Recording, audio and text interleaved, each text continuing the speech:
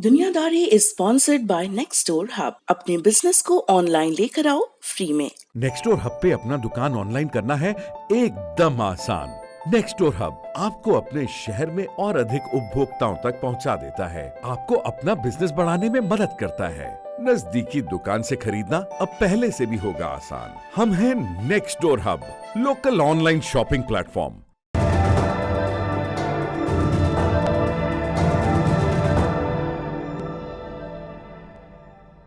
नमस्ते, मेरा नाम सौरभ द्विवेदी है और आप लल्लन टॉप का ग्लोबल न्यूज़ बुलेटिन दुनियादारी देख रहे हैं। ये बात बहुत बरस पहले गुजरी एक रात की है। तारीख थी 1 अक्टूबर 1979। अमेरिका के कैलिफोर्निया स्टेट में एक शहर है गोलेता। यहाँ एक कॉलोनी थी, क्वीन एंड लेन नाम की। उस रात घड़ी में लगभग 2:30 बजे होंगे जब इस मोहल्ले के एक घर के अंदर एक लड़की औंधे मुंह फर्श पर पड़ी नजर आई। उसकी कलाइयां मोड़कर पीठ की तरफ बांध दी गई थी। दोनों घुटनों को सटाकर उसके पांव भी बांध दिए गए थे।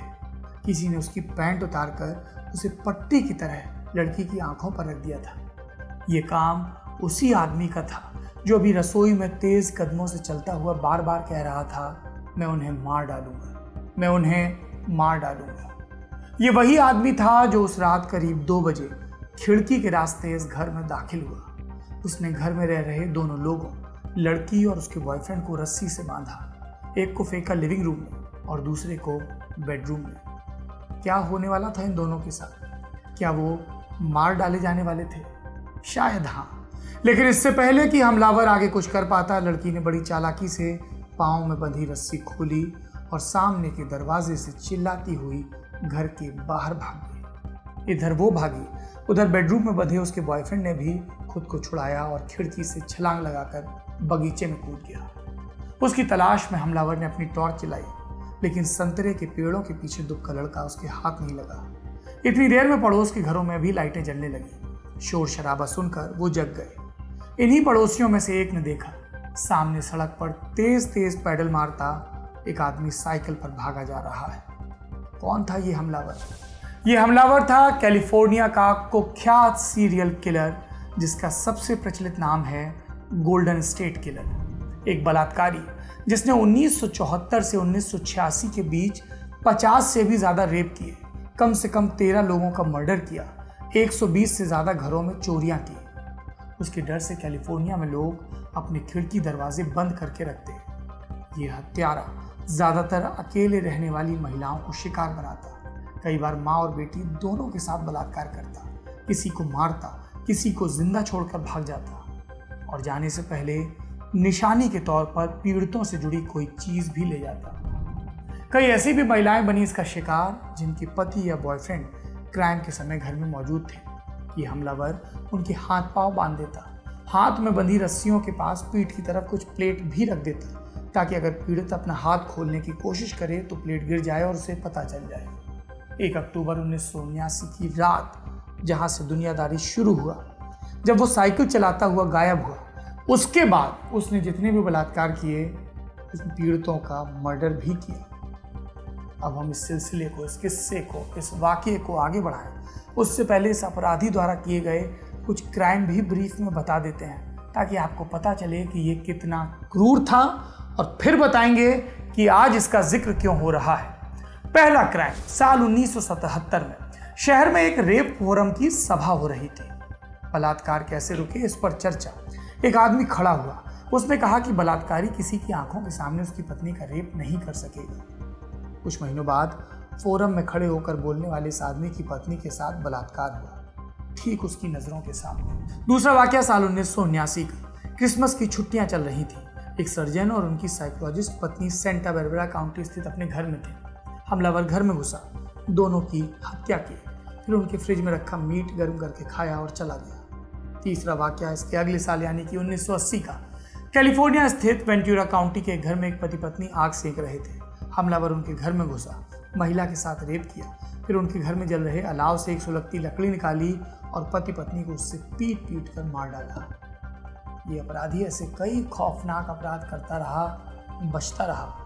दिन, महीने, साल गुजरते गए। पुलिस डिपार्टमेंट और FBI के पास फाइलों का अंबार लग गया।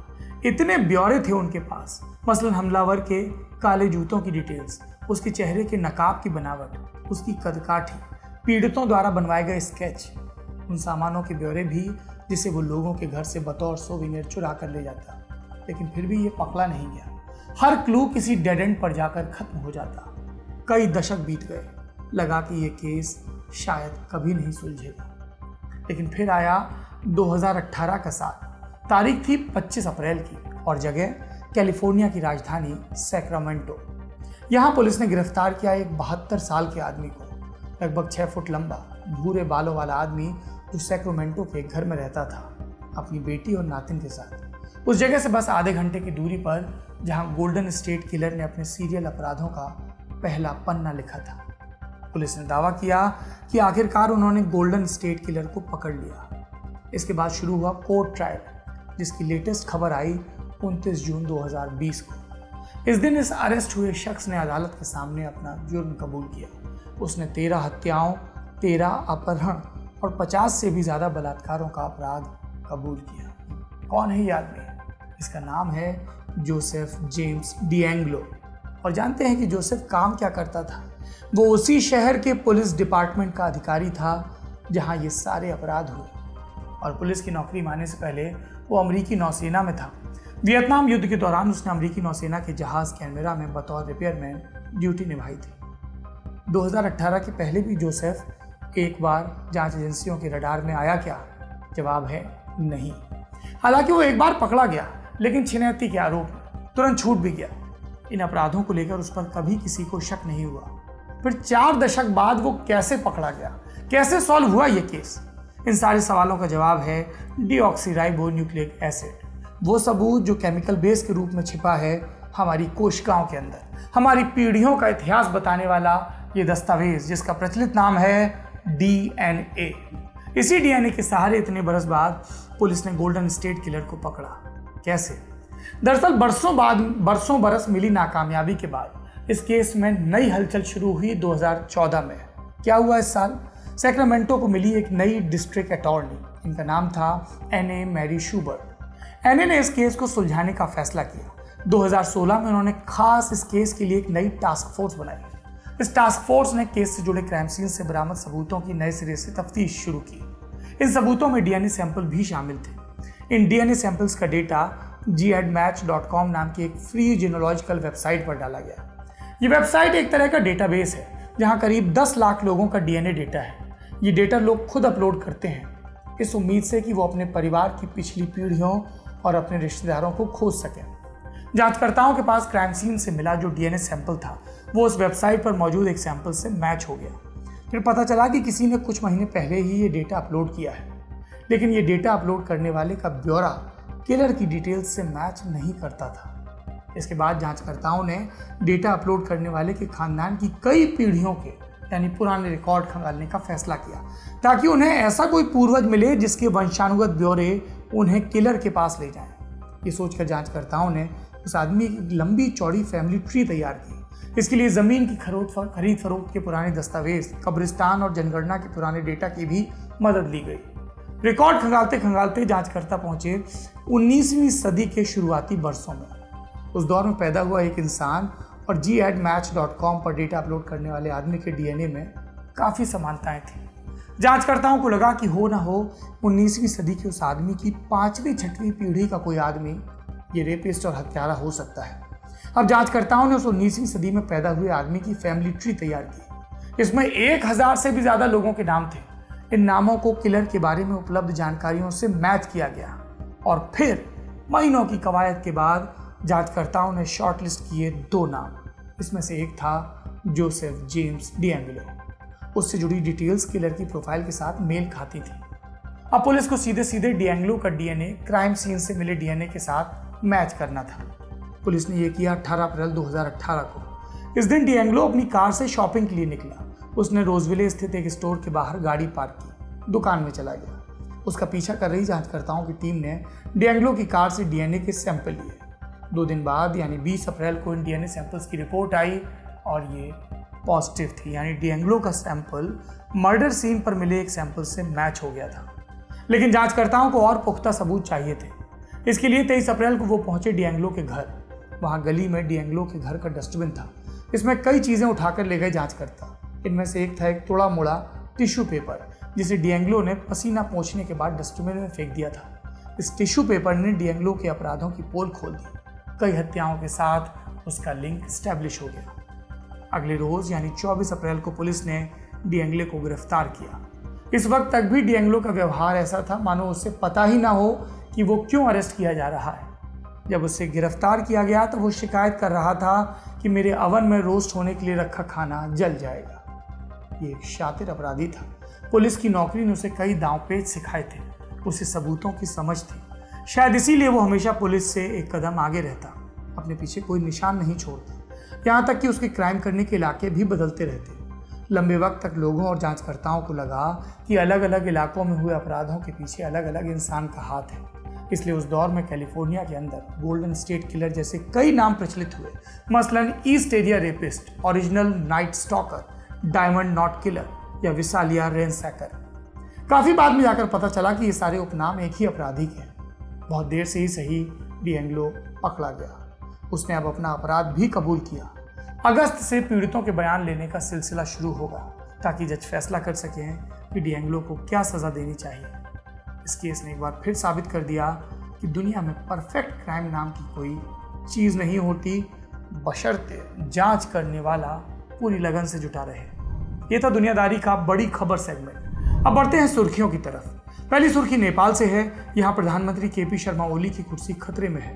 पुष्प दहल कमल प्रचंड समेत सत्ताधारी कम्युनिस्ट पार्टी के कई बड़े नेताओं ने ओली से इस्तीफा मांगा है। चीन ने दखल दिया है इस मामले में। चीन की जो नेपाल में राजदूत है उन्होंने बीच बचाव की कोशिश की है। संदेश दिया है चीन का कि पार्टी में टूट नहीं होनी चाहिए। लेकिन वहाँ के नेता कह रहे हैं कि सरकार चलाना ओली के बस की बात नहीं। वो जबरदस्ती भारत विरोधी प्रोपेगेंडा चला रहे हैं। विपक्षी नेताओं ने ओली से सबूत देने को कहा या कुर्सी छोड़ने को कहा। दूसरी सुर्खी चीन से है। उसका अमेरिका के साथ टेंशन लगातार पक रहा है। शी जिनपिंग सरकार ने 1 जुलाई को चीन में काम कर रहे अमेरिकी मीडिया आउटलेट्स पर सख्ती बढ़ा दी। इनसे फाइनेंस और स्टाफ समेत कई ब्यौरे मांगे गए। एसोसिएटेड प्रेस, सीबीएस और प्रेस इंटरनेशनल न्यूज़ एजेंसी से 7 दिनों के भीतर ये ब्यौरे देने को कहा गया। कुछ महीनों पहले इसी तरह न्यूयॉर्क टाइम्स, वॉशिंगटन पोस्ट और वॉल स्ट्रीट जर्नल को भी चीन से निकाल दिया गया था। तीसरी सुर्खी अमेरिका से है। यहाँ न्यूयॉर्क टाइम्स ने एक खबर दी थी। इसके मुताबिक रूस की खुफिया एजेंसी ने अमेरिकी सैनिकों को मारने के लिए तालिबान से हाथ मिलाया था। ये सुपारी किलिंग जैसा मामला है। बताया गया कि रूसी मिलिट्री इंटेलिजेंस एजेंसी ने अमेरिकी फोर्सेस को टारगेट करने के एवज में तालिबान से जुड़े बैंक खातों में पैसे भेजे। अमेरिकी अधिकारियों ने भी इस बात की पुष्टि की, जबकि रूस और तालिबान ने इन आरोपों को गलत बताया। ये थी सुर्खियाँ। अब बढ़ते हैं हमारे अगले सेगमेंट की तरफ, जिसका नाम है तारीख। आज तारीख है 1 जुलाई और इसका इतिहास जुड़ा है कनाडा से। आज के दिन आप कनाडा को हैप्पी बर्थडे भी बोल सकते हैं। आज से 153 बरस पहले यानी 1 जुलाई 1867 के दिन कनाडा अस्तित्व में आया और इसलिए इस दिन को वहाँ कनाडा दिवस के रूप में मनाया जाता है। कनाडा के अलग देश बनने की क्या कहानी है, इसके लिए आपको चलना पड़ेगा 19वीं सदी में। आज का कनाडा तब ब्रिटिश उत्तरी अमेरिका कहलाता था। ये मिलकर बना था 7 कॉलोनियों और 2 टेरिटरी से। इन सभी प्रांतों के पास अपनी अपनी सरकारें थी, अपने अपने प्रतिनिधि थे, लेकिन ये सब अथॉरिटी मानते थे ब्रिटेन की। ब्रिटिश उत्तरी अमेरिका के इन अलग अलग हिस्सों में से किसी के पास भी मजबूत सरकार नहीं थी। आए दिन छोटे बड़े विरोध होते। ऊपर से इन सबकी अर्थव्यवस्था भी तंगहाल थी। एक तरफ ये लोग इतने परेशान, वहीं सरहद पार संयुक्त राज्य अमेरिका जो दिनों दिन ताकतवर और अमीर हो रहा था। अमेरिका मिलकर बना था कई अलग अलग प्रांतों से। इन प्रांतों को एक साथ पिरोने के लिए बड़ी लड़ाइयाँ भी हुई थी। अमेरिका वाले ब्रिटिश उत्तरी अमेरिका के इस इलाके को भी अपने में मिलाना चाहते थे। जून 1812 में यूनाइटेड स्टेट्स ने इस हिस्से पर हमला भी किया, लेकिन नाकाम रहे। इसी बैकग्राउंड में ब्रिटिश उत्तरी अमेरिका वालों ने फैसला किया कि अगर हम मिल जाएं तो मजबूत हो जाएंगे, इकोनॉमी में भी बरकत आएगी। इस योजना पर अमल के लिए सभी कॉलोनीज के लीडरान अक्टूबर 1864 में एक साथ जमा हुए। वेन्यू था क्यूबेक शहर। यहाँ सभी शर्तों पर चर्चा के बाद योजना को रिजोल्यूशन की शक्ल दी गई। 1 जुलाई 1867 के दिन ब्रिटिश पार्लियामेंट ने भी इस प्रस्ताव को पास कर दिया। कनाडा के बनने से जुड़ा ये कानून कहलाया British north America act. Britain को ये कानून पास करने में कोई ज़्यादा दिक्कत नहीं हुई, क्योंकि उसके लिए यहाँ की सुरक्षा करना महंगा सौदा बन गया था। ये थी कनाडा के अस्तित्व में आने की कहानी, उस देश के जमा होने की कहानी जो भूभाग में रूस के बाद दुनिया का सबसे बड़ा मुल्क है। आज की दुनियादारी में इतना ही। मिलते हैं कल नए एपिसोड में। शुक्रिया।